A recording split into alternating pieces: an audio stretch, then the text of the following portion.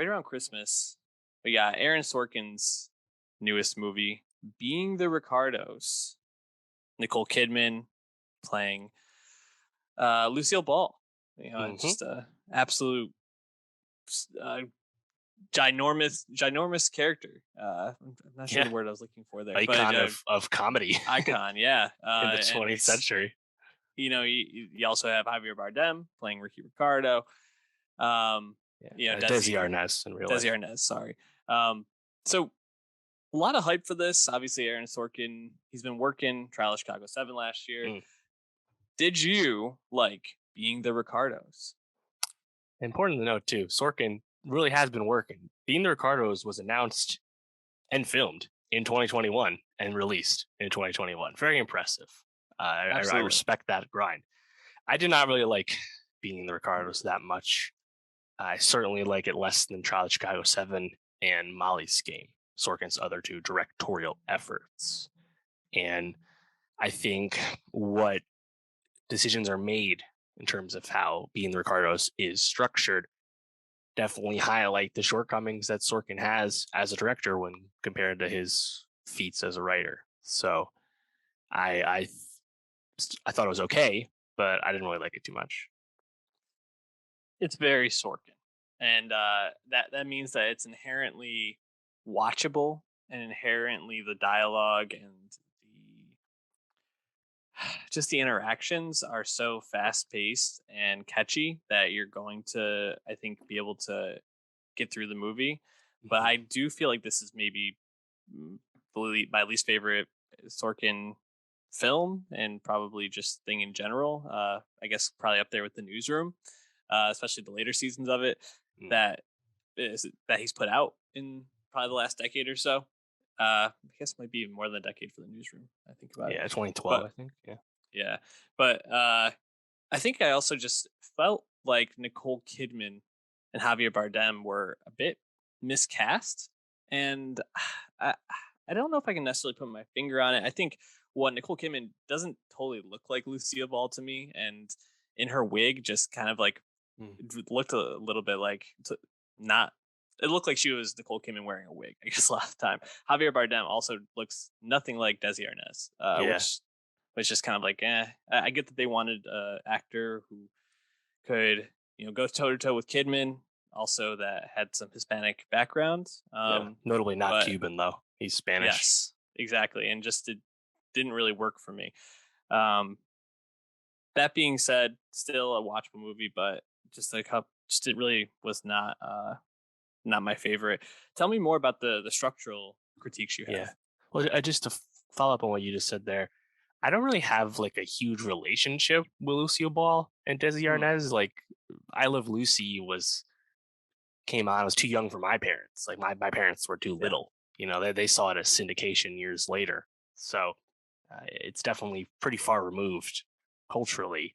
So I didn't really have much of a relationship with it. But yeah, like no one would claim Nicole Kidman has like slapstick comedy chops, right? Yeah, no. She's good at mimicking things. She's a great actress, but not exactly her strength. So it's not the perfect analog.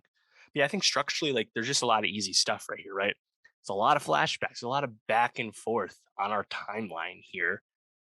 It just makes it messy. I think the testimonial stuff with like people on the staff in the writers' room, played by different actors as like their older selves in the future, telling the story back to us, completely superfluous and unnecessary, and I think just makes it more confusing. Shouldn't be confusing, right? Like we have in the basic structure made a lot of sense, right? The 1 week of filming from table read to shooting an episode of I Love Lucy were set in 52, season 2 of the series. That's great. And not that you can't have some flashbacks, obviously, to color in a lot of these relationships here, but I just think you just had too much going on. It's just too messy, and kind of the forward momentum is just often lost. Yeah. If you think about Trial of the Chicago 7, he did a lot of very similar type things where, the trial's happening, then they cut back to planning before the protest, and then they cut back to the trial, and then they cut to this other part. That might be, during the trial, or but like at night, something like that. So there's a lot of like jumping around in Sorkin things, and he likes to do like the time sensitive things. You know, you think about Jobs, which is a movie I actually watched on a plane recently. Really, just I think that's so much better than Yeah. something like this. But Notably, Danny Boyle directed it, not Sorkin right. himself. But you think about Sorkin's writing in that, it's like, oh, there's an hour before this presentation for Apple, or an hour before this presentation for whatever the other company was. So he likes those time sensitive things. I agree. It starts off with the writers as older people, and I thought, oh, okay, this is going to be kind of something that will be like an anchor to the narrative of it. No, just kind of like pops in every once in a while to make random comments or drop like a funny critique, but it's super just like thrown in there and doesn't really add much. And then the jumping around, you know, showing their relationship and how they came together and what they were doing.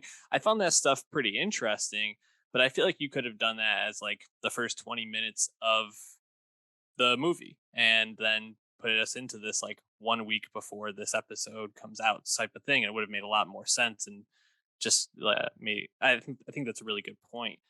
Any other narrative critiques that you had of it, No, I or think that's structural really it. critiques? Um, Yeah.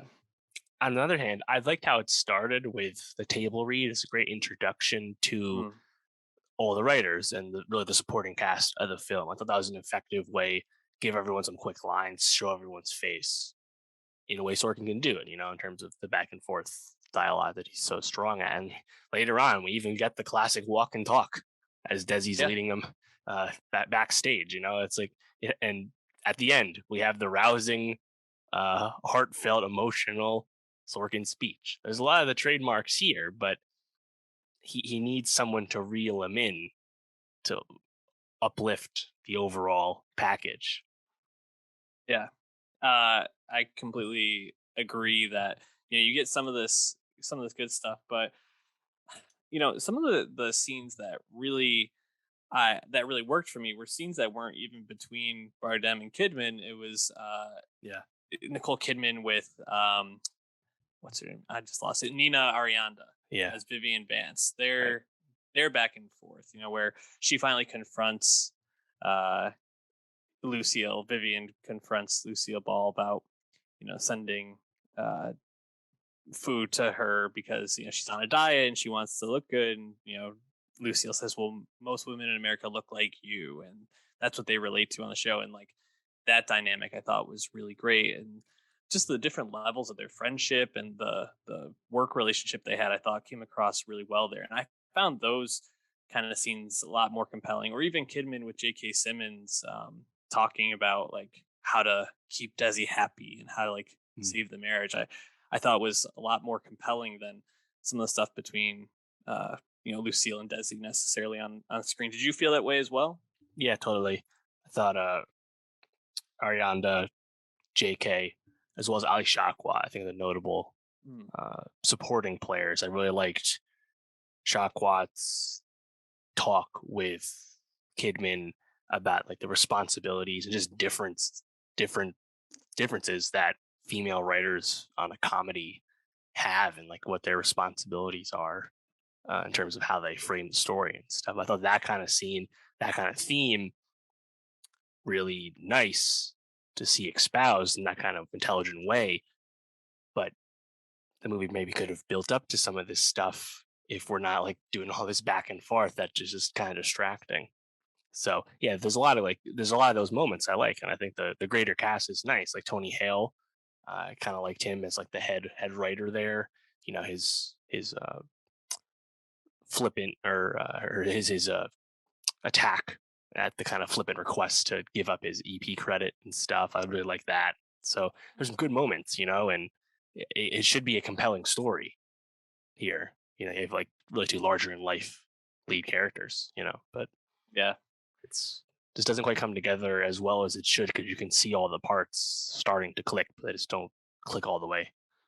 Yeah, another classic Sorkin trope in his movies is like taking something small that's symbolic and making it a focal point for the main character to just obsess over, and then having it come to fruition at the end. And in this one, it was Lucille wanting something specific to be done in this scene. It was man, what was the choice? Because Oh, they the didn't want flowers. Lucia. Yeah, the flowers. I think they didn't want Lucia. Oh no, how she wouldn't know it was Desi, you know? So Hmm. like, oh, you really think she's that stupid where she wouldn't know it's her own husband and she keeps guessing these names and they film it one way and film the other, and then at the end, as she lets go of their relationship between her and Desi, she also kind of lets go of the choice on the show of her recognizing Ricky when he comes in the set as well.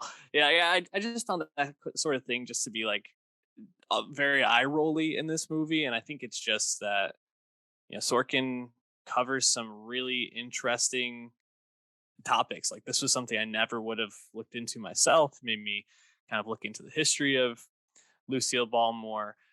But just overall, I just felt like this did not work the way I hoped it would.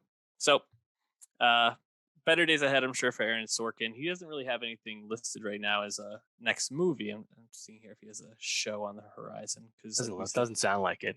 He's yeah, been pretty busy, so not surprising. for sure. We'll be talking about it more. Any awards ramifications from this? You It think? sounds like Kidman's definitely in play here.